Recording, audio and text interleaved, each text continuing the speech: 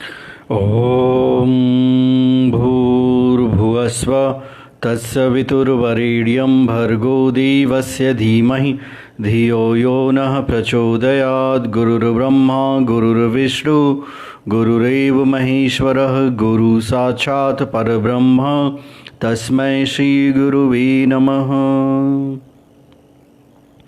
अखण्डमण्डलाकारं व्याप्तं येन चराचरं तत्पदं दर्शितं येन तस्मै श्रीगुरुवे नमः। ॐ भूर्भुवस्व तत्सवितुर्वरेण्यं भर्गो देवस्य धीमहि धियो यो नः प्रचोदयात्। मेरे आत्मिक भाइयों एवं बहनों, आज की इस ज्ञान प्रसार की श्रृंखला में परम पूज्य गुरुदेव वंदनीय माता जी की सूक्ष्म उपस्थिति में हम सब आज का सच्चिंतन प्रारंभ करें। परमात्मा का प्यार सभी के लिए है, बराबर है, न वो किसी के लिए कम है न किसी के लिए ज़्यादा है। परमात्मा सभी से बराबर मात्रा में प्रेम करते हैं। आपको मेरी अगर आवाज़ सुनाई दे रही हो तो आप लोग कमेंट बॉक्स में कमेंट करें।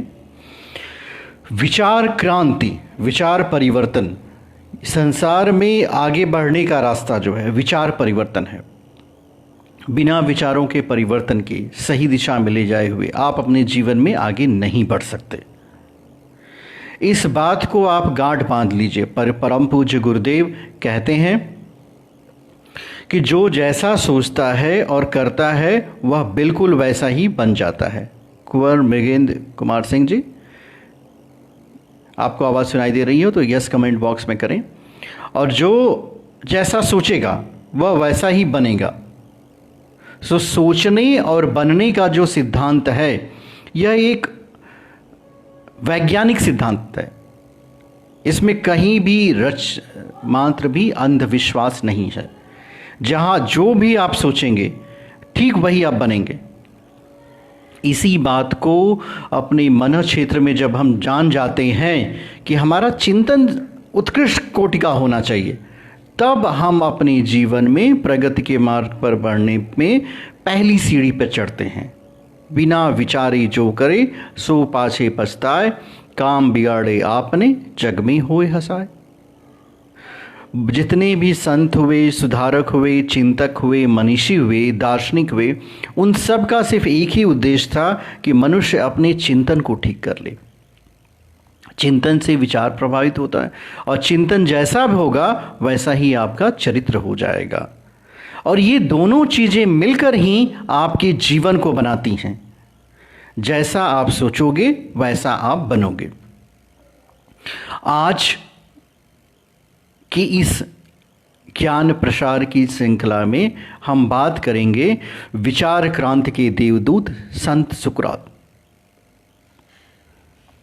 देखने में तो वैसे सुकरात कुरूप थे। उनका गंजा सिर था, नाक चपटी थी, गोल चेहरा था। उनके शरीर में कोई भी ऐसा रचना न थी जो आकर्षण का केंद्र हो। पर एक गुण था, वो प्रकांड विद्वान थे और दार्शनिक थे, जिसकी वजह से उनके पीछे पीछे एक शिष्यों की श्रृंखला घुमा करती थी, जो उनसे पूछा करती थी जीवन की रहस्य। बहुत सारे शिष्य तो उनके बहुत ही प्रतिभावान थे, जैसे प्लेटो को देख लीजिए। शुकरात जो है बड़े विनम्र स्वभाव के थे। उनको अहंकार छू भी नहीं सकता था। उनके अंदर विनम्रता कूट कूट कर भरी हुई थी। उनको सदा ही कठोर वातावरण सहन करना पड़ता था।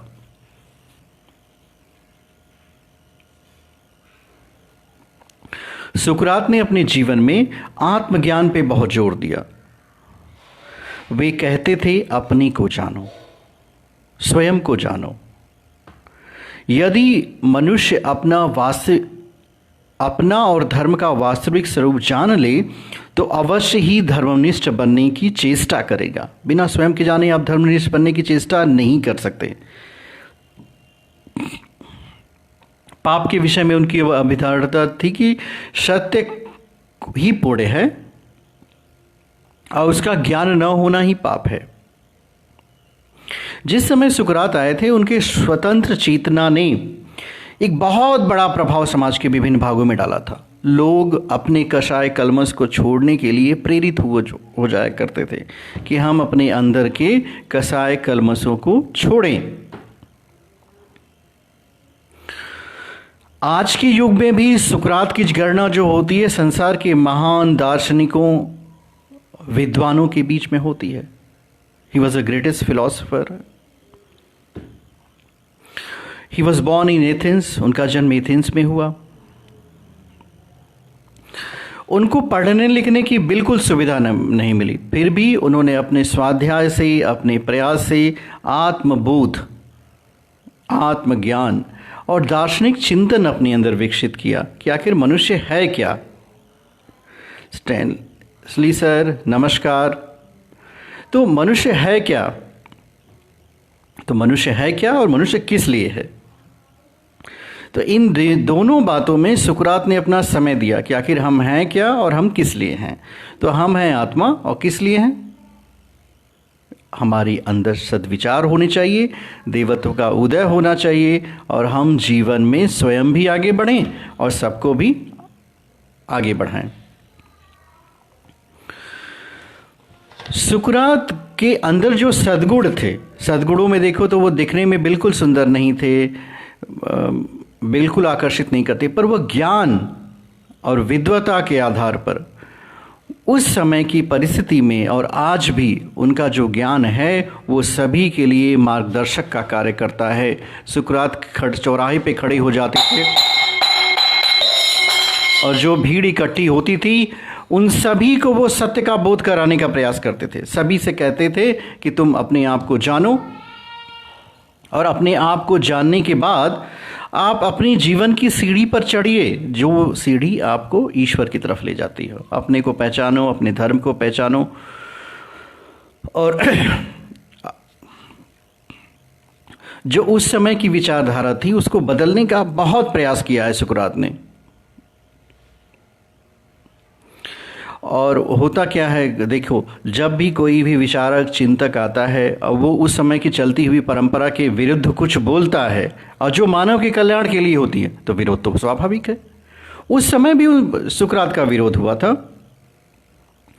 पर इन विरोधों के बावजूद भी सत्य का बोध होने के कारण सुकरात अपने पथ पर निश्चल रूप से डटे रहे और आगे बढ़ते रहे। तो हमारे जीवन का उद्देश्य ही यही होना चाहिए कि हमारा विचार शुद्ध हो, सात्विक हो। ये पहली सीढ़ी है। अपने आप को अगर आप देखना चाहो तो देखो हम पहली सीढ़ी पे चढ़े हैं कि नहीं चढ़े हैं। पहली सीढ़ी है आपके विचार शुद्ध होने चाहिए, वास्तविक होने चाहिए, सात्विक होने चाहिए। जब आपका विचार शुद्ध सात्विक होगा तभी आप अपने जीवन में आगे बढ़ेंगे। जीवन में आगे बढ़ने से तात्पर्य भौतिक जगत की संपदा से नहीं है। भौतिक जगत की संपदा में तो कोई गरीब भी हो सकता है, कोई अमीर भी हो सकता है, पर आत्मिक संपदा में सभी बराबर हैं। तो इस बराबरी के स्वभाव को जब आप आगे बढ़ाएंगे तभी आप अपने जीवन में आगे की तरफ बढ़ते हुए चले जाएंगे। जितना आप प्रयास करें, इसमें ये कोई वेद बुद्धि नहीं रखनी चाहिए कि हम कम प्रयास करेंगे हमें कम सफलता मिलेगी। जीवन में आचरण की शुद्धता बहुत आवश्यक है।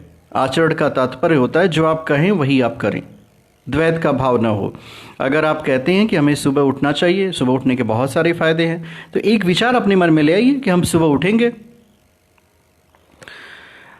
अभिषेक पांडे जी कैसे हैं? तो जब आप सुबह उठेंगे तो क्या होगा भाई? जो जागृत होगा वही तो पाएगा। सूर्य का प्रकाश सबके लिए बराबर आता है, पर आपकी आत्मचेतना के अंदर वह ऊर्जा का स्रोत तभी प्रवेश कर पाएगा जब आप सुबह उठेंगे। जब सुबह उठेंगे तो निश्चित रूप से है कि आप, जो व्यक्ति 8 बजे उठता है, जो व्यक्ति 6 बजे उठता है, दोनों में 2 घंटे का अंतर हो जाता है। और इस 2 घंटे का अगर एक दिन, एक महीने का अंतर सोचो तो 60 घंटे का अंतर हो गया। तो इस 60 घंटे की जो अवधि है महीने भर की, यही तो बहुत सारा विभेद उत्पन्न कर देगी। भगवान जब सबको भेजते हैं तो ऐसा नहीं है कि आप में कोई विभेद होता है। आप जिन जिन संसाधनों का उपयोग जैसे जैसे करेंगे, ठीक वैसे वैसे ही गुण आपके अंदर उत्पन्न होते चले जाएंगे। अगर आप जल्दी उठने का अभ्यास करेंगे तो जल्दी उठने का गुण आएगा, सोने का अभ्यास करेंगे तो सोने का गुण आएगा।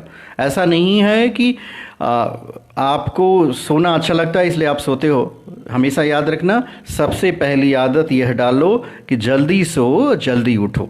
ये विचार अपने मन में डालो कि हमें सोना जल्दी है, उठना जल्दी है। तब जाकर के आप जीवन की प्रगति में आगे बढ़ेंगे। नहीं तो होगा क्या, जितनी भी प्रार्थनाएं आप करते हो अगर वो समय से नहीं की गई तो वह पीछे आपको ले जाएंगी जीवन में। और यही जो सोने और उठने की घड़ी होती है, यही आपकी बायोलॉजिकल क्लॉक है, यही आपको बीमार करेगी, यही आपको स्वस्थ करेगी। प्रकृति के सानिध्य का में रहने का तात्पर्य यही है कि जिस तरह की प्रकृति, हमारे जो ऋषि होते थे वो ब्रह्म मुहूर्त पे बहुत ज़्यादा बल देते थे कि ब्रह्म मुहूर्त में उठें और विद्यार्थी अध्ययन करें।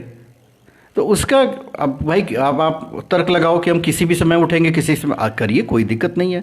पर उस समय की परिस्थिति ऐसी होती है कि आपको प्रकृति आपकी मदद करेगी, वातावरण शांत होगा, चित्त आपका शांत होगा। ब्रह्म मुहूर्त में उठ करके ध्यान करेंगे, जप करेंगे, प्रार्थना करेंगे तो उसका लाभ आपको ज़्यादा मिलेगा। तो जिस अवस्था में लाभ ज़्यादा मिले तो उसका लाभ तो लेना ही चाहिए। तो यहाँ पे तर्क तथ्य न लगाते हुए किसी बात को आप मान लो, भाई ये ऋषि कहता है तो कुछ सोच समझ के कह रहा होगा। निरोगी जीवन आपका होता चला जाएगा, सुबह जल्दी उठेंगे तो रोग आपको कम होंगे। अब ये दो चीज़ें हो जाएंगी तो देखो जीवन में संपदा आई कि नहीं आई। पहली बात, ज्ञान से आपका सानिध्य होगा तो ज्ञान बढ़ेगा, ज्ञान बढ़ेगा, आपके सीखने की क्षमता बढ़ेगी। एक शब्द उपयोग करते हैं, लर्निंग। ये जो सीखने की क्षमता होती है इसका बढ़ना भी बहुत आवश्यक है। The whole life is learning, पूरा जीवन ही सीखना होता है। आप किसी भी अवस्था में नहीं जाके कह सकते कि बस अब हो गया, अब हमको नहीं करना है। मृत्यु का आखिरी क्षण भी आपको सिखा के जाएगा। और जो शिक्षा आप स्वयं के जीवन से सीखोगे वो संसार भर की पुस्तकें, किताबें आपको नहीं सिखा सकती। तो स्वयं से सीखने का अभ्यास करना चाहिए कि हम अपने जीवन से स्वयं को सीखें। अपनी एक डायरी बनाएं। अब उस डायरी में क्या लिखेंगे? हम उन बातों को लिखें। पहले तो अपने सोने और उठने का समय आप निर्धारित करो कि हमें सोना कब है, उठना कब है, हम कब सोएंगे, कब उठेंगे, कब जागेंगे, कब सोएंगे। और दूसरी बात, आप कहीं किसी न किसी रूप में एक मंत्र का सहारा लो कि हमारे मंत्र में विचार कैसे हों। भाई जैसा आप जीवन चाहते हो वैसे ही आपके विचार होने चाहिए। वो तो आप अपने जीवन को निर्धारित कर लो कि आप अपने को किस दिशा में लेके जाना चाहते हो, आपका रोल मॉडल क्या है। ठीक वैसे ही मंत्रों का जप करिए। नित्य और निरंतर अभ्यास से ही मनुष्य आगे की तरफ बढ़ता है। अगर हम नित्य झूठ बोलने का अभ्यास करेंगे तो हम एक्सपर्ट हो जाएंगे, हमारे झूठ को कोई नहीं पकड़ सकता। और नित्य अगर सत्य बोलने का अभ्यास करेंगे तो हम सत्य के स्वरूप हो जाएंगे। इसमें कोई दुविधा, कोई दो राय नहीं है। एक बात हमेशा अपने मन में गांठ बांध के लिए रख लीजिए, भले से ईश्वर आपको दिखाई न देता हो, ये ईश्वर का एक गुण है, अदृश्य है, इसको आप मान लीजिए। भले से ईश्वर को की अनुभूति आपको न होती हो पर उसकी सत्ता हर क्षण हर पल आपके साथ विद्यमान होती है। इसको आप जितनी जल्दी समझ जाओगे उतनी ही जल्दी जीवन में प्रगति के मार्ग पर ऊपर उठते हुए चले जाओगे। देखो, खाना पीना सोना ये सामान्य क्रिया के अंदर आता है। आप भोजन करते हो, खाना खाते हो, सोते हो, ये सामान्य है, इसमें कोई भी मतलब असामान्य क्रिया नहीं है। पर जब आप स्वयं की सफाई करने का अभ्यास करते हो, आप कभी कभी देखते होंगे कि एक कपड़ा आपने पहना, काफ़ी साफ़ सुथरा था, बाहर गए वो गंदा हो गया, फिर दूसरे दिन जब पहने जाते हो ना तो उसको देखते हो ध्यान से, अरे ये तो गंदा लग रहा है, इसको नहीं पहनते, दूसरा पहन लेते हैं। पर जब हमारे अदृश्य का बात आता है, अदृश्य का मतलब मन क्षेत्र होता है, देखो जो दिखता नहीं है, अब उसको आप ही देख सकते हो। अपने मन क्षेत्र की भी रोज चेकिंग किया करो, उसमें भी कूड़ा करकट धूल धूसर ईर्ष्या द्वेष अनायास भर जाएंगे। कोई व्यक्ति यह नहीं कह सकता है कि हमारे मन क्षेत्र में सद्गुण भरे हुए, बिना साफ सफाई के वो भरेंगे अनायास। और जब आप भरेंगे अनायास तो क्या होगा, उसका प्रभाव आपके ऊपर आएगा। आज अपने जीवन में जहाँ कहीं भी आप हो, वो एक विचार की वजह से ही आप हो, समझ लो विचार एक बीज है और जीवन आपका वृक्ष है। तो अगर आप वृक्ष को ठीक रखना चाहते हो तो जीवन रूपी विचार को ठीक करिए। आपके जीवन में विचार होना चाहिए। कैसा विचार होना चाहिए वो आप खुद बैठ कर डिसाइड करो। 5 मिनट 10 मिनट अपने लिए समय निकाल लो कि आज हम रविवार है, आज शनिवार है, आज 1 घंटा बैठ करके हमको अपने का जीवन का चिंतन करना है कि हमारा जीवन क्या होगा। देखो, साधु महात्मा ऋषि मुनि ये किसी शरीर का नाम नहीं है। अगर आप ये बात सोचो कि साधु बनने का मतलब है दाढ़ी बढ़ाना, ऋषि का मतलब होता है जंगल, तो ये शरीर का नाम नहीं, ये विचार का नाम है। जिस क्षण आपके अंदर यह विचार आ जाए कि हमें स्वयं का कल्याण करना है। संसार में सबसे बड़ा सुखी व्यक्ति स्वार्थी होता है। आप दिन भर अपने बारे में सोचते हो कि हमें ये कमाना चाहिए, हमें ये घर बनाना है, हमें ये गाड़ी खरीदनी है। बहुत अच्छे विचार हैं, कोई दुविधा नहीं है। सोचो 10 मिनट अपने बारे में सोच लो कि हमारी जो मन क्षेत्र है उसको हमको साफ सफाई करनी है, हमें आत्मा का बोध करना है। ये मत कहो कि हमें कोई दूसरा आत्मा का बोध कराएगा। हमारी आत्मा को, हमारी चेतना को, हमें इसका बोध हमें स्वयं करना है। जब आप अपने आप का बोध स्वयं करने का प्रयास करेंगे तब जा कर के आपको इसमें सफलता मिलेगी। अब देखिए, इसमें कोई दुविधा की राय मत रखिए कि आपको सफलता नहीं मिलेगी। एक नहीं हजारों मनुष्यों के नाम गिनाए जा सकते हैं। देखो, एक जगत गुरु शंकराचार्य थे जिनकी उम्र 16 साल थी। संत कबीर थे जो पढ़े लिखे नहीं थे। गुरु नानक थे, संत रविदास थे, रैदास थे, परम पूज्य गुरुदेव थे, समर्थ गुरुरा, बहुत सारे ये सभी मनुष्य हैं। देखो, ये मनुष्य हैं, इनको आप अवतारी चेतना कह सकते हो, पर ये हैं हम ही आप जैसे मनुष्य। इन्होंने जीवन में परिश्रम किया आत्मबोध के लिए।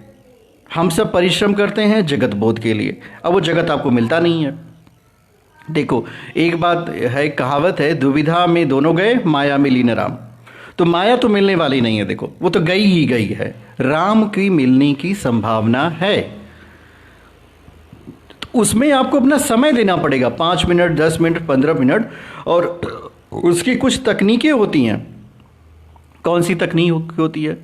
जिस तरह क्रिकेट खेलने के लिए क्या करते हैं, क्रिकेट के मैदान में जाएंगे, बैट लेंगे, बॉल लेंगे, फील्ड होगी, बॉलिंग की जाएगी, बैटिंग की। जब एक दिन में बैटिंग नहीं आ जाती है, आपको देख लेना, उसको निरंतर अभ्यास करना पड़ता है। चाहे वो इंटरनेशनल प्लेयर हो, चाहे लोकल लेवल का प्लेयर हो, चाहे हम स्ट्रीट गेम भी खेलते हैं। उसी तरह स्वयं की आत्मा के अंदर प्रवेश एक दिन में नहीं हो सकता, और न ही दूसरे के प्रयास से हो सकता है। इसका अभ्यास जरूर कराया जा सकता है कि आप सोहम की साधना करो, गायत्री मंत्र का जप करो, श्रीमद् भगवद गीता का अध्ययन करो, श्री रामचरितमानस का अध्ययन करो,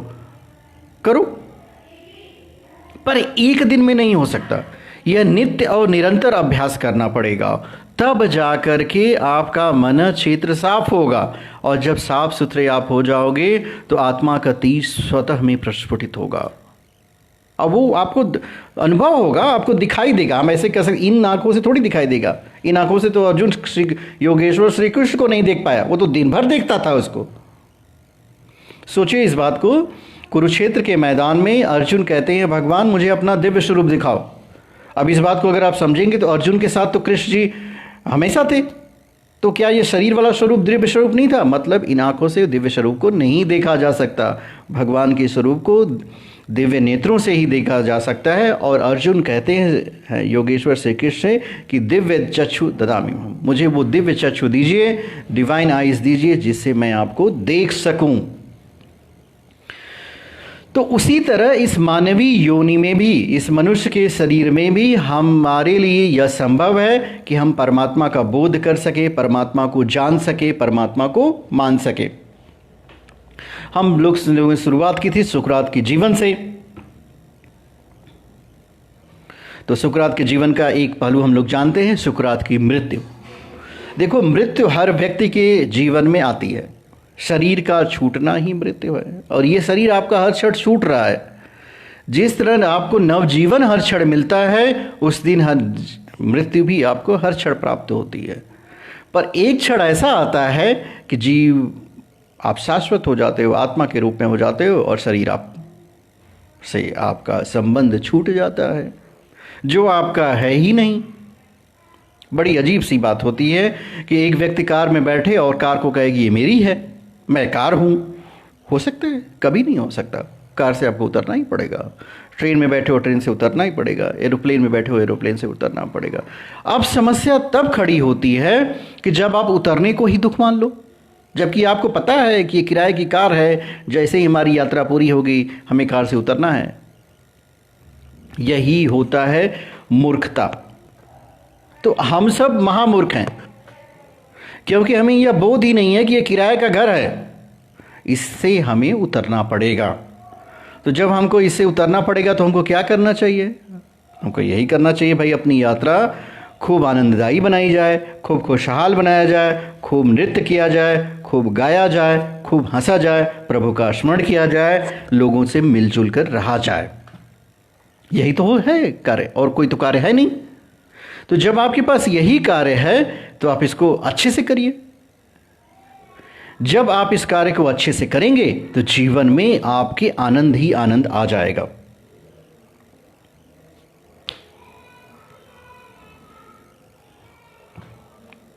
तो जब आपके ऊपर आनंद आएगा, चित्रा माथुर जी गुड मॉर्निंग। तो जब आपके जीवन में आनंद आएगा तो आप आनंदमय हो जाएंगे। जैसे ईश्वर आनंदमय है, आप आनंद के स्वरूप हो जाएंगे। परमात्मा शांति का सागर है, आप शांति के स्वरूप हो जाएंगे। परमात्मा सर्वशक्तिमान है, आप मास्टर सर्वशक्तिमान हो जाएंगे।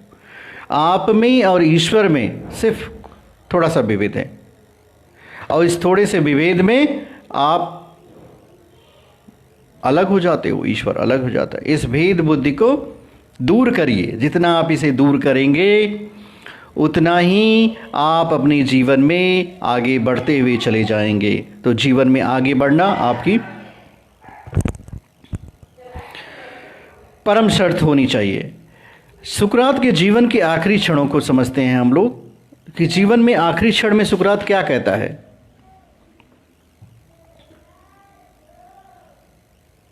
वो जानते थे कि उन्हें मृत्युदंड मिलेगा। एक न्यायाधीश ने पूछा, क्या तुम्हें इस बात का जरा भी डर नहीं? तुम्हें मृत्युदंड मिल सकता है। मृत्यु क्या है यह मैं नहीं जानता, सुकरात ने कहा था। वास्तव में कोई व्यक्ति बिना मरे मृत्यु को कैसे जान सकता है? और जब वो जान जाएगा तो बता नहीं सकता कि मृत्यु है क्या, मृत्यु का स्वाद कैसा है। सुकरात कहते हैं, मैंने जीवन के सारे अनुभव ले लिए, पर एक अनुभव था मेरे जीवन में जो शेष है। मृत्यु क्या है, मृत्यु कैसी होती है। इसलिए मृत्यु से मैं जरा भी भयभीत नहीं हूं।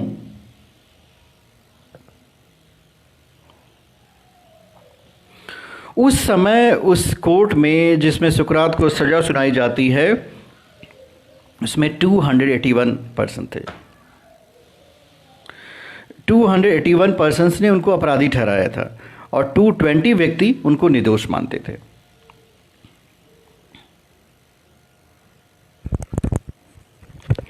न्यायाधीशों ने उनसे पूछा था कि मृत्यु दंड के अलावा अगर आप कोई और दंड लेना चाहते हो तो ले सकते हो, हम प्रोवाइड करेंगे आपको।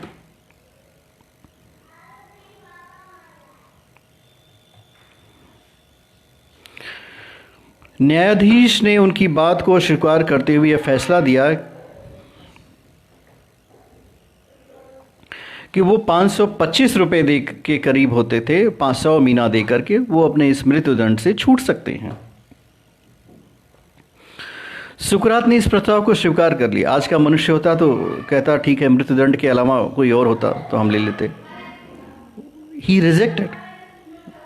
मृत्यु को, दंड को एक्सेप्ट करते हैं, बट रिजेक्टेड दैट हम मॉनेटरी फाइन नहीं देंगे। तब वहां के न्यायाधीशों ने कहा कि तुम्हें अपनी जहर पीकर अपनी मृत्यु का वर्ण करना पड़ेगा। सोचो इस बात को, जहर पीने की सजा मिलती है किस लिए? क्योंकि उस व्यक्ति ने सत्य का संबोध किया, सत्य की बात की थी।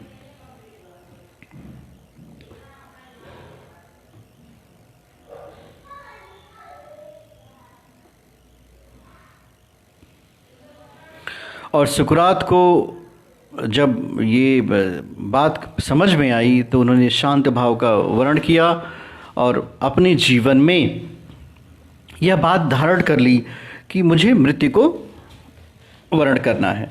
उनके एक शिष्य थे, जिनका नाम क्रीटो था। क्रीटो आते हैं उनके पास और कहते हैं कि मैंने आपको जेल से छुड़ाने का प्रबंध कर लिया है, मैं जानता हूं कि आप जेल से कैसे छोड़े जा सकते हो। सुकरात ने पूछा, तुम कहना क्या चाहते हो? न्यायमूर्ति ने जो मुझे मृत्यु का फैसला दिया है वह पूर्णतः अन्यायिक है और तुम लोग मुझे जेल से छुड़ा के ले जाना चाहते हो। सुकरात बहुत नाराज हो गए इससे। पूछा कि मुझसे पूछे बिना तुम लोगों ने ऐसा फैसला कैसे किया? मैं क्या मृत्यु से डरता हूं? सुकरात ने यह बात कही कि उन्हें मृत्यु का कोई भय नहीं है, पर जो भी हो, सही या गलत, एक न्यायाधीश ने यह फैसला लिया है। लाख समझाने के बाद भी सुकरात ने कारावास से पलायन का फैसला बिल्कुल नहीं लिया ही नहीं। सारे शिष्य आते हैं, उनसे मिलते हैं। सुकरात सबसे प्रसन्न होकर के मिलते हैं और उसके बाद स्नान करने जाते हैं। उनके सामने जहर का प्याला ले आया जाता है तो जो जल्लाद होता है वो रो रहा होता है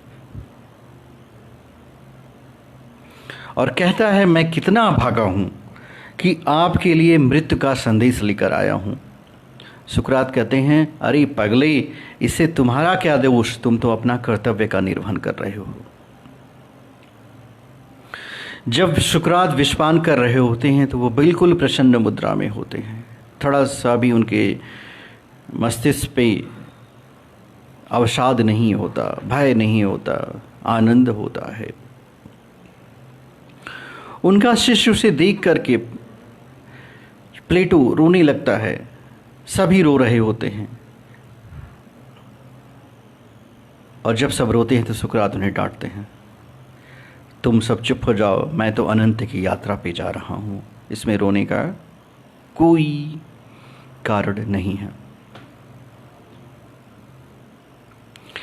तो इस तरह महान व्यक्ति जब अपने जीवन को जीते हैं। कई प्रश्न हैं सुकरात के जीवन से जो आप सभी को सीखने के मिल सकते हैं। एक बार उनके शिष्य ने सुकरात से पूछा था कि मूर्ख और विद्वान की पहचान कैसे करें, how to identify a wise person and a fool. सुकरात कहते हैं, जो अपने अनुभव से लाभ न उठाए वह मूर्ख है। A person who can not learn from his own experiences is a fool. और जो दूसरे के अनुभव से लाभ उठाए इट्स अ वाइज।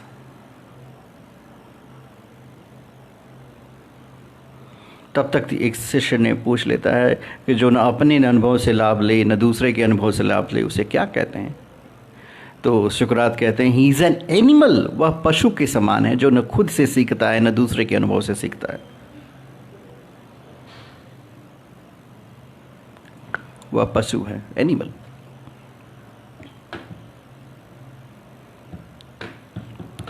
आज का प्रसंग यहीं समाप्त करते हैं परम पूज्य गुरुदेव के एक सद्विचार के साथ। हम जैसा सोचेंगे वैसा ही बनेंगे। हम अच्छा सोचेंगे और अच्छा बनेंगे। हम बदलेंगे, युग बदलेगा। मेरा व्हाट्सएप नंबर जो है 9838760378 है। ध्यान, जप, तप, ज्योतिष, भविष्य के मार्गदर्शन के लिए आप हमसे संपर्क करें। परम पूज्य गुरुदेव का दिव्य प्रकाश आप सभी के साथ बना रहे। ओम शांति शांति शांति।